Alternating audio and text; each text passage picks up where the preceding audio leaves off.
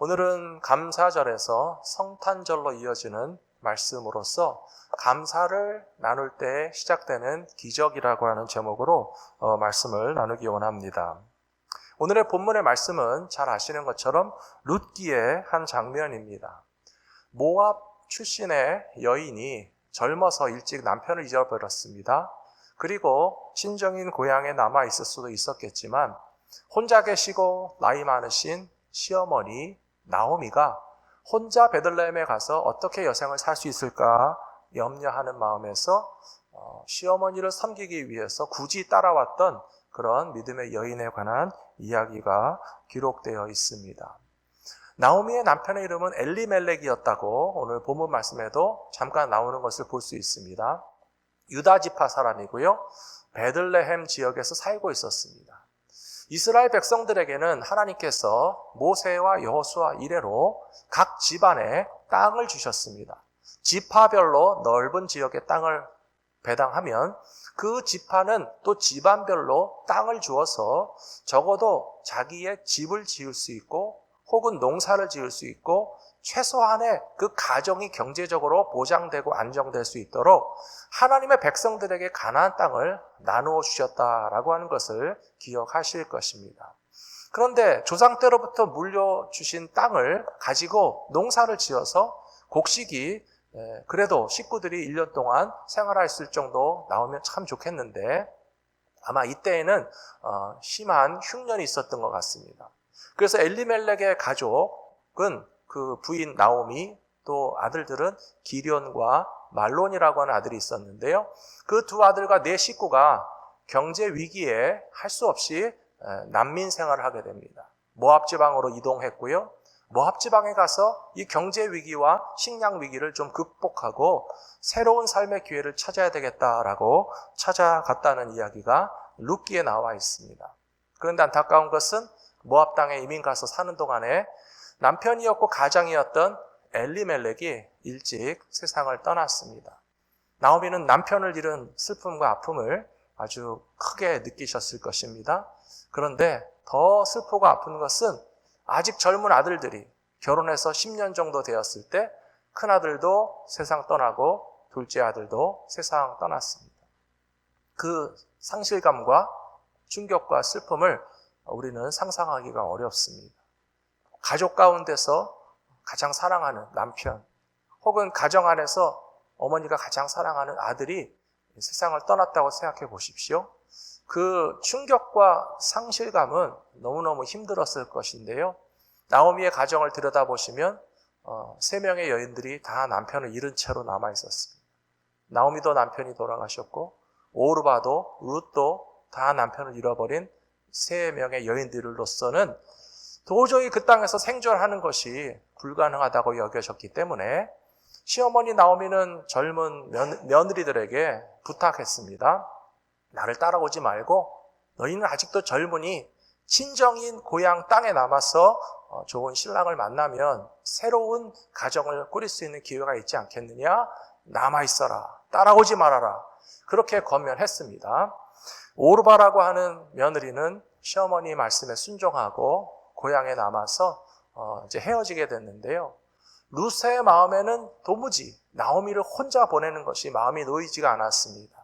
홀로 계신 시어머니가 혼자 슬픔 가운데 고향 땅에 돌아가서 남은 여생을 잘 살아가실 수 있을까라고 하는 그 마음에 도저히 발걸음이 떨어지지가 않아서 끝까지 같이 가겠다고, 함께 가겠다고, 어머니의 하나님이 내 하나님이 되고 어머니의 백성이 내 백성이 될 것이니 제 걱정하지 마시고 함께 할 수 있게 해달라고 때를 써서 함께 온 이야기가 룻기에 기록되어 있는 것을 알고 계실 것입니다.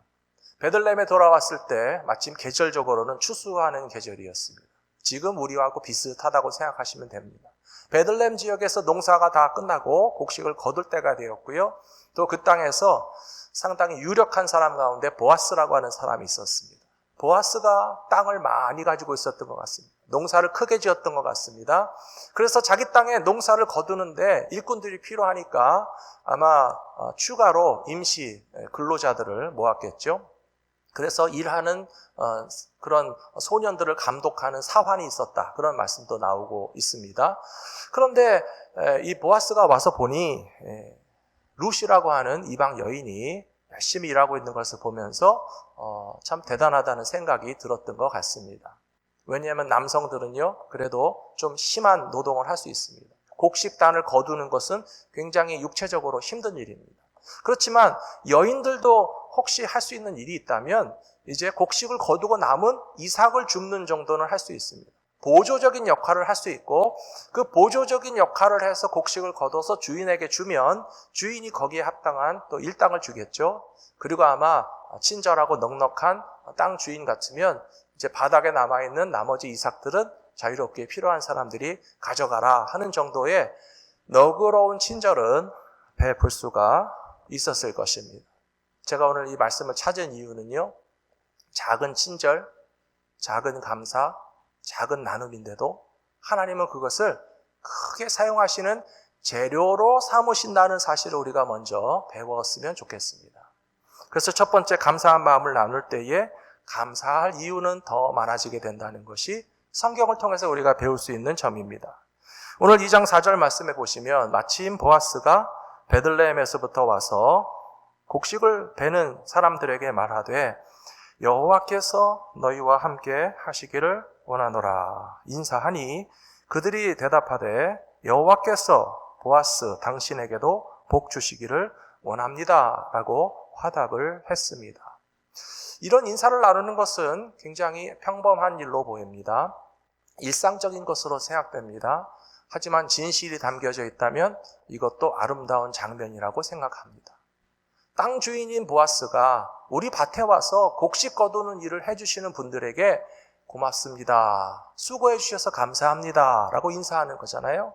그러자 일하는 사람들도 땅 주인에게 말하기를 우리에게 여기 와서 일할 수 있는 기회를 주셔서 감사하고 하나님이 축복해 주셨으면 좋겠습니다. 라고 하는 화답하는 모습은 참 보기 좋은 장면이고 대단한 건 아니지만 이렇게 마음과 마음을 나누는 진실한 관계도 참 좋은 것이다 라고 하는 것을 저는 생각하게 됩니다.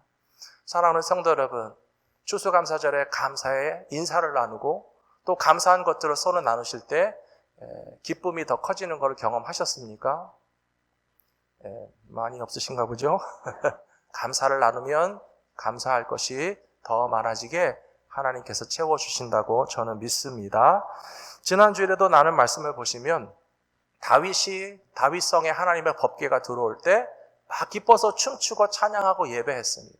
근데 혼자만 좋았던 게 아니에요. 말씀을 보시면요, 내가 기쁠 때 나의 기쁨을 나누면 많은 사람들이 함께 기뻐하게 된다는 것이 성경에 기록되어 있습니다.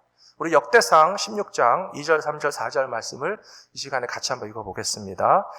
다윗이 번제와 화목제 드리기를 마치고 여호와의 이름으로 백성에게 축복하고 이스라엘 무리 중 남녀를 막론하고 각 사람에게 떡 한 덩이와 야자 열매로 만든 과자와 건포도로 만든 과자 하나씩을 나누어 주었더라. 또 레위 사람을 세워 여호와의 궤 앞에서 섬기며 이스라엘 하나님 여호와를 칭송하고 감사하며 찬양하게 하였으니. 아멘. 보십시오. 하나님께서 만드신 예배에는요, 여러 가지 종류의 예배가 있습니다. 제물을 바칠 때 레위기에 보시면 번제로 드리는 제물이 있고 화목제로 드리는 제물이 있습니다. 뭐가 다른지 아시죠? 번제라고 하는 거는요, 하나님 앞에서 우리의 모든 죄를 싹 태워서 하나님 앞에 참회하고 회개하고 우리의 제물이 완전히 불태워져서 죄만 남을 때 하나님의 용서하심을 받는다라고 하는 메시지가 담겨 있는 것이 번제입니다.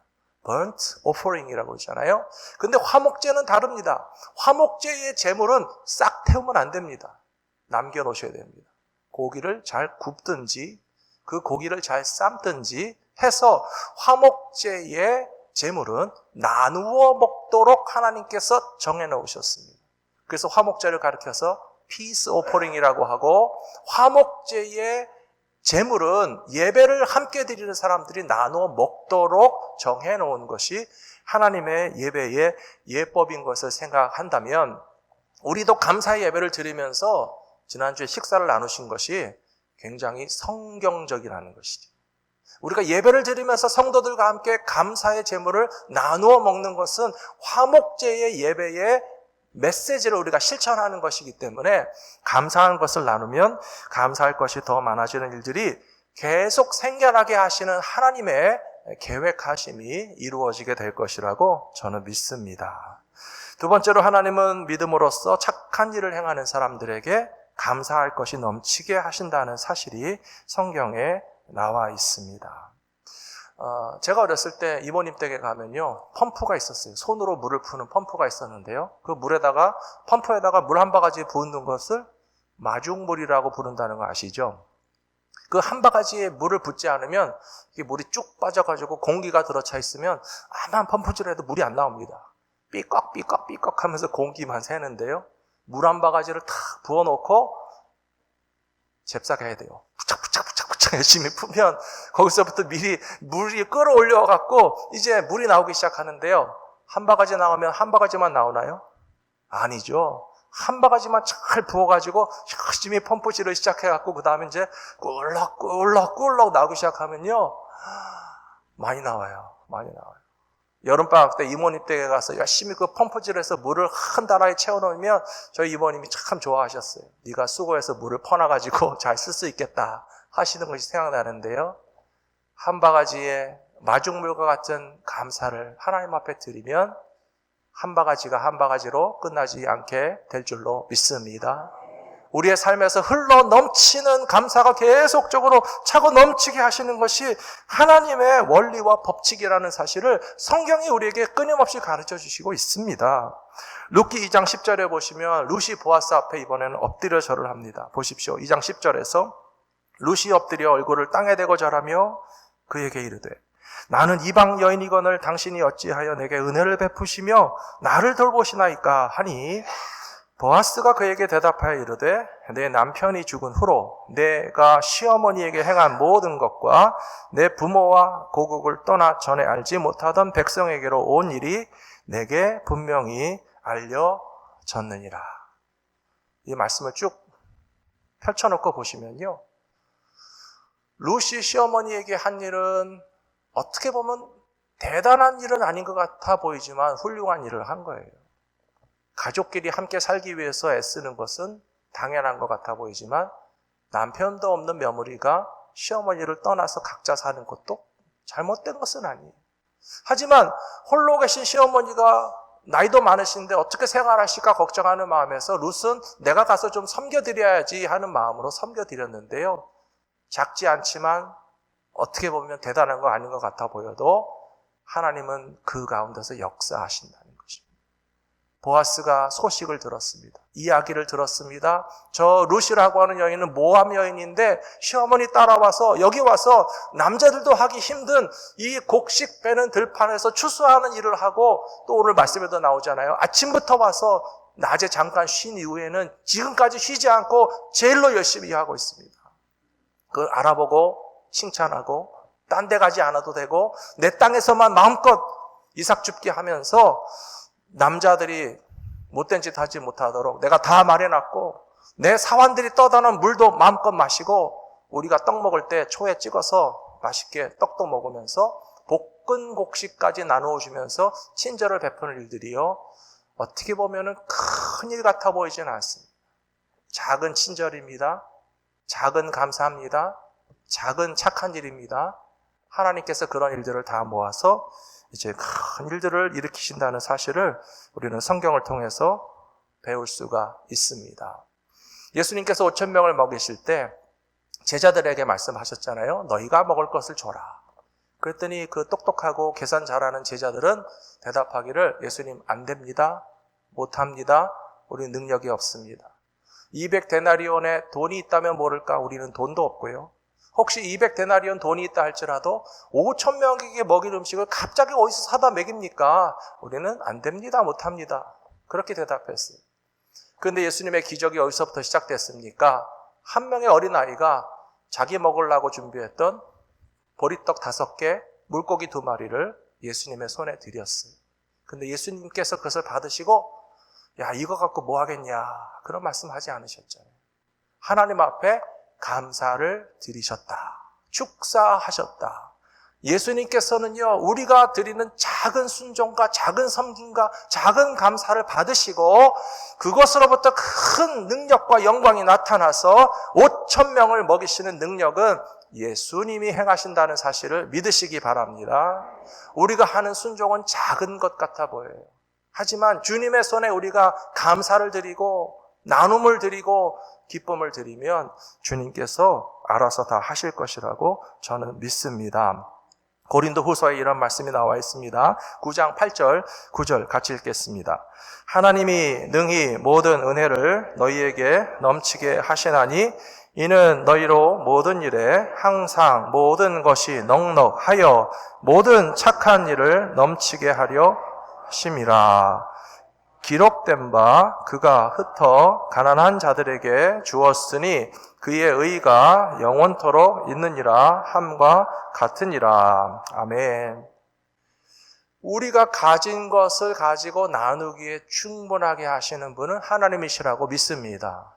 우리 스스로 계산하고 따져보면서 나는 가진 것이 별로 없는데 그렇게 생각하실 필요가 없다는 거예요. 8절에서 하나님께서 능히 모든 은혜를 너희에게 넘치게 하시나니 너희로 모든 일에 항상 모든 것에 넉넉하여 착한 일을 충분히 할 수 있게 하신다라고 하는 말씀입니다. 믿으십니까?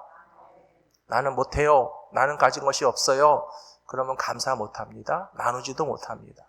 그러나 하나님이 나에게 채우시고 하나님이 나로 하여금 나눌 수 있는 것이 항상 충분히 있게 하신다라고 믿음으로 고백하면 우리가 가진 것을 가지고 예수님의 12제자가 5,000명 먹였잖아요. 제자들이 가진 것으로 나눴습니까? 아니잖아요. 예수님이 제자들의 손에 띄어서 맡겨주셨어요. 제자들은 예수님의 손에서 나온 떡과 물고기를 쪼개고 나누고 베풀고 다 먹이는 일을 했을 뿐인데 우리에게 채우시고 우리에게 나누게 하시는 것은 항상 부족함이 없이 넘치게 하신다는 사실을 이 고린도 후서의 말씀을 통해서도 우리는 믿어야 할 것입니다. 그리고 이렇게 베풀고 나누는 자에게는요, 하나님의 공평과 정의와 의를 영원토록 드러내신다고 되어 있습니다. 지난 주일에 추수감사 말씀과 링컨 대통령에 관한 말씀을 잠깐 드렸는데요. 왜 링컨 대통령은 추수감사절을 미국의 연방 공휴일로 국경일로 제정했을까요?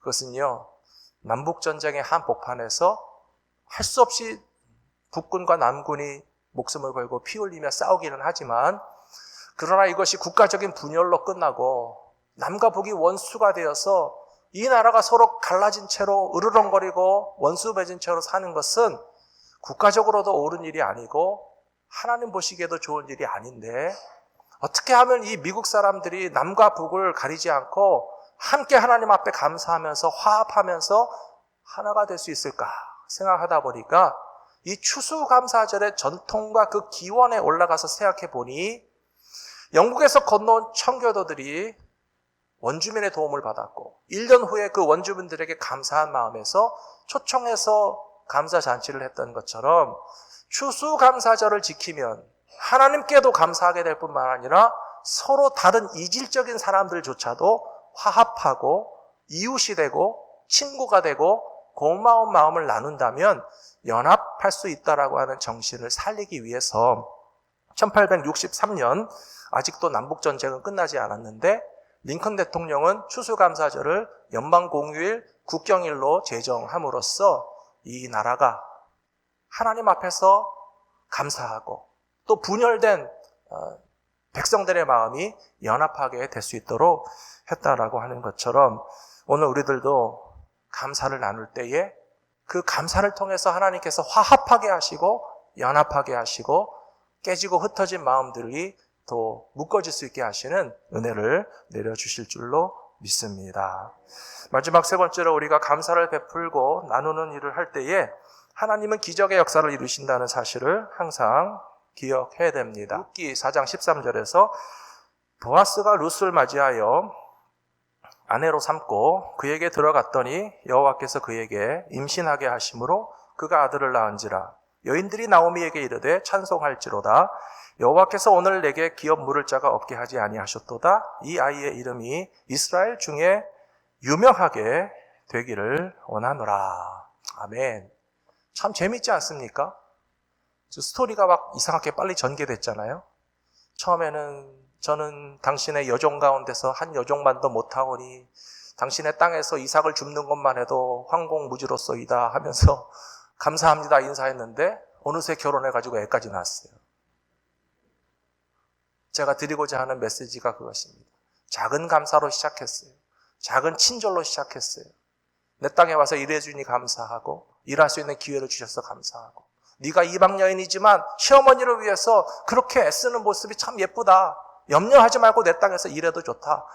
그 정도는 사실은 누구에게든지 베풀 수 있는 친절이고 그냥 평범한 거잖아요. 그런데요, 친절한 말 한마디, 다른 사람에게 선을 베풀고 착한 일을 하는 것이 하나하나 우리에게는 다 크레딧으로 쌓이게 되어 있습니다. 우리 모두가 인생을 살아봐서 압니다. 친절한 한마디 어쩌다 할 수 있는 사람도 있고요. 그 사람 입에서는 항상 친절한 말이 나오면 좋은 사람이구나 하는 것을 느낄 수 있습니다. 다른 사람에게 한 번쯤 착한 일을 하는 것은 누구나 할 수 있습니다. 그런데 지속적으로 다른 사람들에게 착한 일을 하시는 것을 보면 저런 분은 항상 가까이 하고 싶고 의지할 수 있고 친구가 되고 싶고 함께 일하고 싶다는 생각이 들지 않습니까? 보아스라는 사람이 그런 사람이었다. 보아스의 말 한마디, 마음 씀씀이, 이방 여인인데도 불구하고 차별하지 않고 힘이 없고 연약한 자라도 하나님께서 너의 진실한 믿음에 복 주시기를 원한다라고 그렇게 축복하는 말을 보고서 나오미가 얘기했습니다. 야, 저분이랑 결혼해라. 저분과 결혼하면 하나님이 진짜 복을 주실 것이다. 사랑하는 성도 여러분, 감사를 나누게 되면 놀라운 기적의 역사가 일어나게 될 줄로 믿습니다. 뭐가 기적입니까? 보아스가 결혼한 게 기적입니까? 룻이 결혼한 게 기적입니까? 나오미에게 손자가 생긴 게 기적입니까? 기적의 차원이 엄청 큽니다. 룻기 맨 마지막에 보시면 룻이 낳은 아들이 다윗 왕의 할아버지였다. 그렇게 되어 있습니다. 룻이 보아스와 결혼하지 않았으면 다윗 왕은 이 세상에 존재하지 못할 뻔했습니다. 다윗 왕의 아버지를 안 낳으면 어떻게 다윗이 태어날 수 있겠습니까? 그래서 다윗 왕의 할아버지가 태어났고 아버지가 태어났고 다윗 왕이 태어난 것도 어마어마한 일인데요. 그러나 그것이 기적의 전부 다가 아닙니다. 쭉 내려가면 예수님이 태어나시잖아요.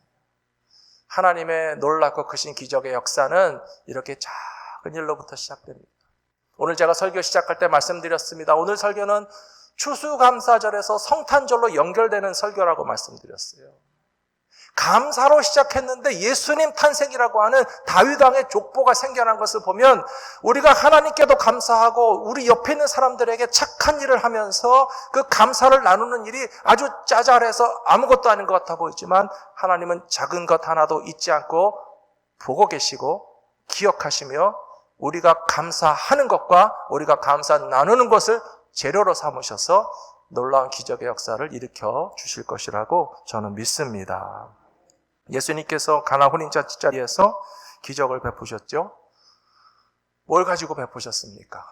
항아리에 물 채우는 거 가지고 베푸셨습니다. 예수님의 기적 가운데 동참했던 하인들이 한 일은 별로 어려운 일은 아니었습니다. 사랑하는 성도 여러분 기억하십시오. 하나님은요 우리가 못하는 일을 하라고 하지 않으십니다. 물 항아리에다가 물 채우라는 거는 얼마든지 할 수 있잖아요. 하인들이 그 작은 일에 순종했습니다. 저는 그 다음 건 조금 힘들다고 생각합니다. 물을 채워놓으라고 그러고 그 물이 포도주니까 갖다 먹이라고 그러면 저 같아도 예수님 이거 해도 되나요? 라고 하는 생각이 들었을 것 같아요. 그래도 순종했어요. 할 수 있는 일이에요. 물을 채운 항아리지만 물이 포도주라고 하는 믿음을 가지고 예수님의 말씀을 순종해서 가서 나눠준 것밖에 없는데 기적은 예수님이 베풀어 주신다라고 저는 믿습니다. 오늘 이 시대에도 성도들이 하나님께 감사하고 우리가 가진 것을 가지고 나눌 때 우리가 못하는 것을 가지고 나누라는 것이 아니에요. 우리가 할 수 있는 것만 가지고도 나누고 감사하면 이제 기적은 하나님이 일으켜 주실 거라고 믿습니다. 2022년 성탄절을 바라보면서 예수님은 우리에게 나누기를 원하시는 것 같은데요. 무엇을 어떻게 나눠야 될까? 제가 고민하는 가운데 저희 교회와 종종 협력하시는 목사님에게 전화드렸습니다. 목사님, 올해 성탄절에 무슨 계획을 갖고 계십니까? 어떤 일로 우리 교회가 좀 도와드리면 좋을까요? 말씀드렸더니 이렇게 먼저 말해주는 교회가 별로 없는데 선뜻 함께 참여하겠다고 얘기해 주셔서 감사하다고 하시면서 성탄 축하 예배를 드릴 텐데 홈리스 이웃들이 제일 좋아하시는 게 두 가지가 있다고 그래요. 하나는 신발이고요. 하나는 커피 믹스예요. 그래서 저희 교회가 몇 년 동안 신발을 사다 드린 적이 있죠. 거기 예배 드리러 오는 분들을 위해서 그 발 사이즈까지 다 재가지고요. 참 발이 어마어마하게 크신 분들이 있더라고요. 어디 가도 못 구하는 운동화를 구하느라고 막 뛰어다닌 적이 있었는데요. 올해는 운동화를 사다 주실 분은 벌써 결정됐대요. 다른 교회에서 운동화를 사주실 테니까 갈보리 믿음교회에서는 커피 믹스만 사다 줘도 그분들이 커피 믹스 하나를 가져가면 얼마나 좋아하는지 우리도 좋아하잖아요. 그래서 커피 믹스가 좀 필요하니까 홈리스에게 나눠줄 수 있도록 갈보리 믿음교회가 같이 참여하실 수 있겠습니까? 라고 하셔서 제가 우리 성도님들과 의논하고 같이 좀 참여하겠습니다 라고 답을 했거든요. 벌써부터 기분이 좋아요. 한 거 하나도 없는데 우리가 작은 것을 나누고 할 수 있는 거잖아요.